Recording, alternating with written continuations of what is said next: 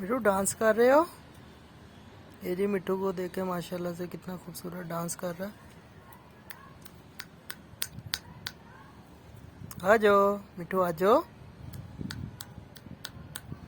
आपका मिठू भी ऐसे डांस कर सकता है अगर आप उसको ज़्यादा से ज़्यादा टाइम दें। मैं तो खैर इतना ज़्यादा टाइम नहीं देता। ये खुद ही अभी स्टार्ट कर दिया इसने डांस करना। ये देखें, पहले ये हाथ पे भी नहीं आता था, डरता था बिल्कुल। अब ये माशाल्लाह से हाथ के पास भी आ जाता है बिल्कुल। मिठू आ जाओ।